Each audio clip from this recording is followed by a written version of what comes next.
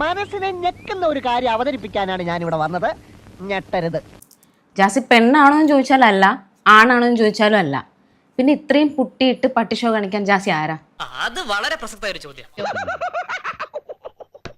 എടാ സോറി, ഞാൻ കളിയാക്കാൻ ചിരിച്ചല്ല. സാരമില്ല, ഇത് കേൾക്കുന്ന എല്ലാവരും ചിരിക്കാറുണ്ട്. ഞാൻ പുട്ടിയിടുന്നതുകൊണ്ട് മോൾക്കുള്ള ബുദ്ധിമുട്ടുണ്ടോ? നീ ആരെയാടാ കാര്യം പറഞ്ഞു പഠിപ്പിക്കുന്നത്? ഓക്കെ, ഇപ്പൊ മോള് ചോദിച്ചു ജാസി ആണാണോന്ന് ചോദിച്ചാൽ അല്ല, പെണ്ണാണോന്ന് ചോദിച്ചാൽ അല്ല. ഈ ക്വസ്റ്റ്യൻസ് ഞാൻ ഒന്ന് മോഡിഫൈ ചെയ്ത് ഞാൻ തിരിച്ചു ചോദിക്കാണ്. തന്റെ മനസ്സിലുള്ള തുറന്നു പറയാൻ സമയമായിരിക്കുന്നു. മോള് പെണ്ണാണോ? ഒരുമാതിരി പോക്കരുതരം കാണിക്കരുത്. ഇവര് മുഴുവട്ട. എന്റെ കാര്യത്തിൽ എന്റെ ജെൻഡർ ഞാൻ തുടക്കം തൊട്ടേ പെണ്ണാണെന്നുള്ള ഐഡന്റിറ്റി തന്നെയാണ് ഞാൻ കൊണ്ട് നടക്കുന്നത്. ഓക്കെ,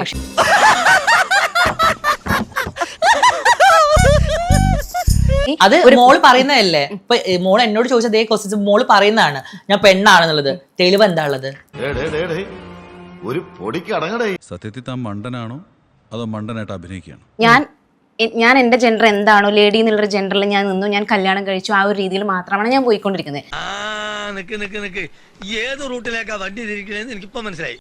അതൊക്കെ സമ്മതിച്ചു. കല്യാണം കഴിച്ചു, മോള് കുട്ടിയുണ്ട്, ഒക്കെ റെഡിയാണ്. മോള് പെണ്ണാണെന്നുള്ളതിന്റെ തെളിവ് എന്താണ്?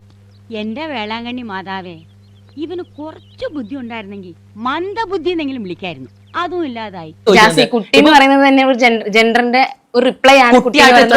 അത്ര പെട്ടെന്ന് മനസ്സിലാക്കി എടുക്കാനുള്ള ബുദ്ധി അതിനുണ്ടോടാ?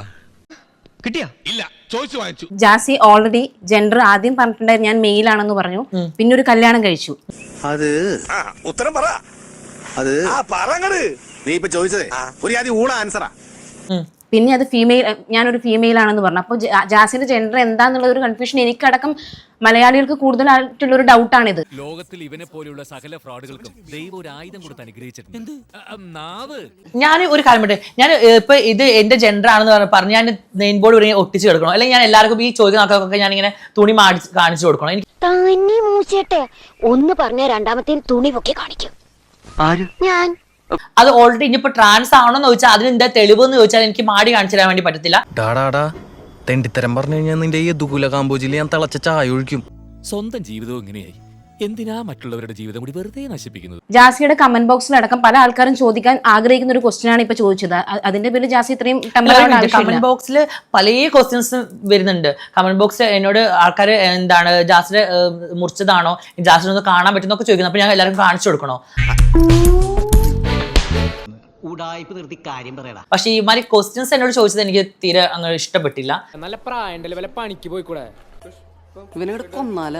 പിന്നെ ഓൾറെഡി കമന്റ് ബോക്സിൽ പലരും ആൾക്കാരും പലതും ചെയ്യുന്നുണ്ട്. ഇപ്പൊ ഈ കമന്റ് ബോക്സിൽ കമന്റ് അടിക്കുന്ന ആൾക്കാരൊക്കെ ഞാൻ എല്ലാവർക്കും ഉള്ള മറുപടി, ഞാൻ അവർക്ക് അതിന് മറുപടി അവർ നേരിട്ട് വരട്ടെ, ഞാൻ കൊടുക്കാം അവർക്കുള്ള മറുപടി. എടാ പുളുകാണ്ടി, ഒരാളെ പോലെ 7 പേരുണ്ടെന്നൊക്കെ ഞാൻ കേട്ടിട്ടുണ്ട്. പക്ഷെ നിന്നെ പോലെ നീ മാത്രമേ ഉള്ളൂ ട്ടാ. മതി, ഈ രംഗം നമുക്ക് പെട്ടെന്ന് അവസാനിപ്പിക്കാം. തൽക്കാലം ഇത്രയും മതി. വരട്ടെ.